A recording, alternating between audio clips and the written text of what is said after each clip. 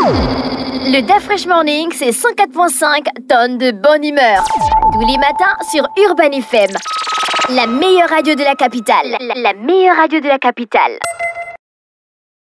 Vous êtes sur les 104.5 Urban FM, on va parler de sport avec Bet241. Elvis, bonjour. Bonjour DAF Fresh, bonjour René Ruth, bonjour Fallon, bonjour tous les auditeurs qui sont connectés sur les 104.5. Alors chers auditeurs, on va démarrer avec le sponsor Bet241. Bienvenue sur Urban FM. Bet241 vous accompagne aujourd'hui avec le quiz du quotidien. Évidemment, hier vous étiez nombreux à participer et on remet ça aujourd'hui.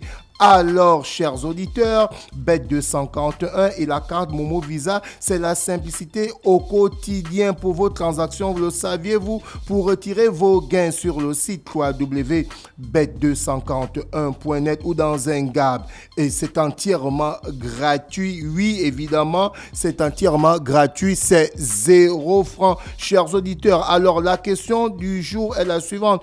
Combien coûte un retrait avec la carte Momo Visa sur le site www.bet241.net? Et si évidemment vous avez la bonne réponse, c'est simple, vous avez la possibilité d'envoyer le SMS sur le numéro suivant, le 066 02 17 68, ou vous envoyez un message WhatsApp sur ce numéro. Donc tentez votre chance pour être parmi les 20 gagnants de la semaine. On va revenir demain pour évidemment ce quiz. On va aller du côté du sport, on va parler de basketball. Déjà, Stéphane Las qui avait animé une conférence la semaine dernière avec la table ronde où il avait invité plusieurs basketteurs à parler de certaines thématiques autour du basketball gabonais qui aujourd'hui fait couler beaucoup d'encre et de salive. Et hier, du côté d'un hôtel de la place, celui-ci a annoncé sa candidature. Donc, il sera candidat à l'élection de la Fédération gabonaise de basketball qui va se passer le mois de décembre prochain. Donc, celui-ci qui avait bénéficié de l'octroi des bourses sportives données par l'État gabonais en 2023 lorsqu'il avait rejoint l'Université de Massachusetts, celui-ci aimerait maintenant être au service du Gabon parce que c'est le premier joueur à jouer du côté de la NBA aux États-Unis. Il a joué à Golden State, il a joué du côté de Miami, il a joué à Boston. Donc, il a aussi évolué en Europe, notamment du côté de la Grèce, de la Turquie et autres. Donc, celui-ci a décidé, accompagné de Géraldine Robert, de se postuler pour l'élection à la présidence de la Fédération gabonaise de basketball. Donc, on lui souhaite vivement bonne chance. On espère que plusieurs candidats vont évidemment se présenter à cette élection. Pourquoi pas le président sortant, Willy Konrad Asoko. Donc, je pense qu'il aura la possibilité de venir communiquer sur Urban FM pour nous faire un bilan de son mandat et si peut-être il va se représenter. On va continuer du côté du sport pour parler de cette première fenêtre de basketball qui s'est passée du côté du Sénégal où on avait deux poules, à savoir la première poule, c'était le groupe C où il y avait le Gabon, le Cameroun, le Rwanda et le Sénégal. Et au sorti des 3 matchs, on a enfin le classement de cette première fenêtre où le Sénégal a joué 3 matchs, a remporté ces 3 matchs et est en tête avec 6 points. Ensuite, on a le Cameroun qui a joué 3 matchs, qui a remporté 2 matchs, qui a perdu 1 match avec 5 points.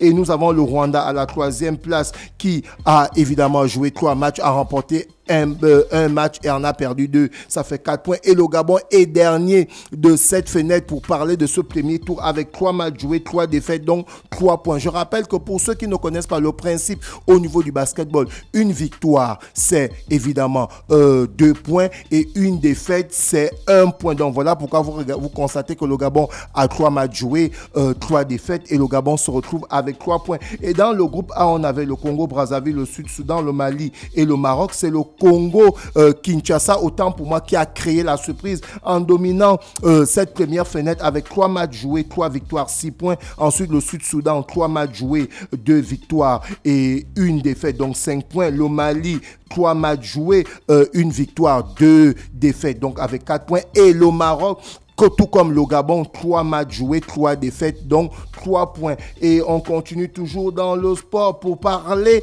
de cette débarque de l'équipe nationale du Gabon. On a pu voir certains anciens internationaux tels que Marius Asumukem qui a tweeté en disant ceci: si évidemment on essaye de donner même pas la moitié ou le 1/4, mais le 10% qui est investi dans la Fédération gabonaise de football lorsque l'équipe nationale du Gabon se déplace, il pense que pour lui d'autres disciplines sportives pourront avoir une meilleure préparation. Parce que hier, je l'ai souligné, que pendant que l'équipe du Cameroun, celle du Sénégal, du Rwanda a préparé cette compétition 6 mois avant, et bien la fédération, j'étais en contact avec le président de cette tutelle qui m'avait dit, Elvis, on n'a pu que se préparer que durant 2 semaines. Et le haut niveau est assez exigeant. Vous constatez que si vous voulez aller titiller les grandes équipes, il va falloir que vous puissiez très bien vous préparer. Et Marius Assoumoukam qui a souligné que lui, il félicite ses jeunes joueurs parce qu'ils ont fait ce qu'ils ont pu, ainsi que le code. S'il y a un meilleur calendrier et des moyens qui sont mis à la disposition dans toutes les disciplines sportives, que ce soit au foot,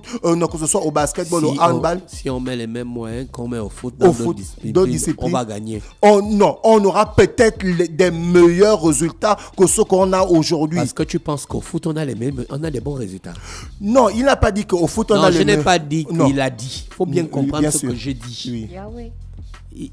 Tu penses qu'au foot, on a des bons résultats? Bon, sur les 10 dernières années, on peut dire quand même qu'on a des résultats assez positifs. Parce que quand tu prends...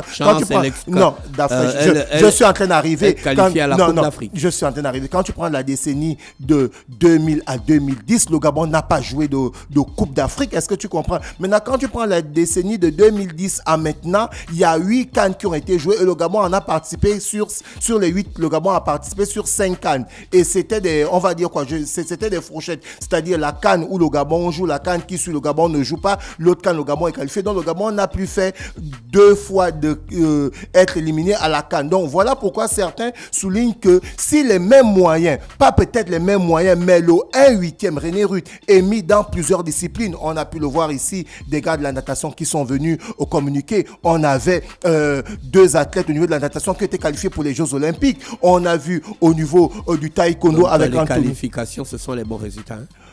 Mais d'après, c'est déjà ça. On a 22 disciplines sportives au Gabon et on a eu juste 4 qui étaient représentées aux Jeux Olympiques. Tu comprends que... Et il n'y avait pas de football. Ça veut dire que derrière, il y a d'autres disciplines qui travaillent. D'après, est-ce que tu comprends? Là, on reste dans les résultats. Hein? Le football où on met beaucoup d'argent, eh bien... Sur les 3 derniers Jeux Olympiques, ils ne sont pas qualifiés. Donc, tu comprends qu'aujourd'hui, d'autres disciplines viennent se vendre en disant on arrive à... Donc, ce n'est pas une affaire d'argent. Hein? C'est pas d'abord une affaire d'argent, c'est une affaire d'abord de... Tu dis le football, là où on met beaucoup d'argent, ils ne sont pas qualifiés aux Jeux Olympiques. Oui.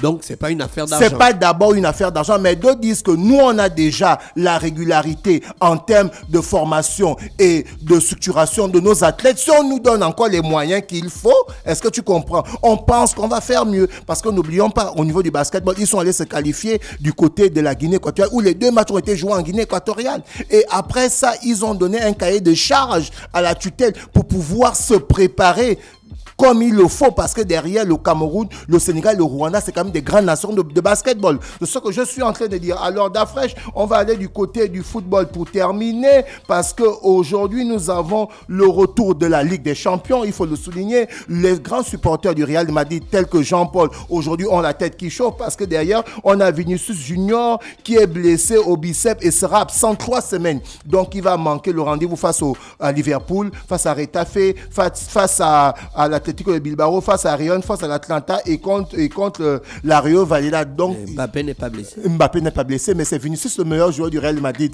avec ton joueur Jude Bellingham. Tu vois un peu. Qui a dit ça? Non, mais c'est le résultat. Vinicius était meilleur joueur de la Ligue des Champions. Bellingham était meilleur joueur de la Liga. Est-ce que tu comprends un peu? Donc, ce sont les prix qui parlent. Mbappé arrive au Real de Madrid. C'est vrai, c'est un grand joueur. Il a remporté la Coupe du Monde, mais il a 2 grands joueurs du côté du Real de Madrid, donc Vinicius qui serait absent. Et toujours pour parler de Vinicius, le Real de Madrid qui est toujours en colère, et ça a été relayé par évidemment le meilleur du football et Florentino Pérez qui s'est fâché par rapport au vote du Ballon d'Or, parce que derrière la Namibie, l'Ouganda, l'Albanie et la Finlande avaient voté contre Vinicius durant le Ballon d'Or. Enfin, tu comprends que si ces pays avaient voté pour Vinicius, il aurait pu gagner le Ballon d'Or. Beaucoup ont dit non, Pedri ne méritait pas et autres, tout ça, mais c'était un vote qui s'était effectué habitués. Et du côté de Barcelone, le club préféré de Chris Dacreuzi, on a leur meilleur joueur, le meilleur jeune joueur du monde, Lamine Yamal, qui est forfait et qui ne va pas jouer face à Brest pour la Ligue des Champions. Alors, pour ces rencontres de la Ligue des Champions, à partir de 18h45, on a le Slovan qui sera opposé au Milan AC. Toujours à 18h45, le Spartak sera opposé à l'Atlético de Madrid. 21h, Barcelone va recevoir Brest. Leverkusen va recevoir Salzbourg. Le Bayern de Munich va recevoir le Paris Saint-Germain. L'Inter de Milan va recevoir Leipzig de l'Allemagne. Toujours à 21h, Manchester City va recevoir Feyenoord de Rotterdam. Et la dernière rencontre, toujours à 21h, le Sporting sera opposé à Arsenal. Donc voici les matchs du jour comptant pour la Ligue des Champions de football. Et d'Afresh, là, c'est pour faire un big up à toi parce qu'on a ton joueur préféré, Di Maria, qui a fait un triplé pour parler des huitièmes de finale de la Coupe du côté du championnat portugais. Ils étaient face à Estrela et le Benfica de Lisbonne a remporté 7-0 samedi lors des 16e de finale de la Coupe du Portugal. Donc tu comprends que ton joueur Angel Di Maria, il continue à aligner les performances. Durant ce match, celui-ci a fait un triplé. Et on revient avec le sponsor, chers auditeurs. Comme vous le saviez, le quiz a démarré depuis la semaine dernière et chaque jour, il y a une question qu'on vous pose. Donc, vous comprenez que Bet241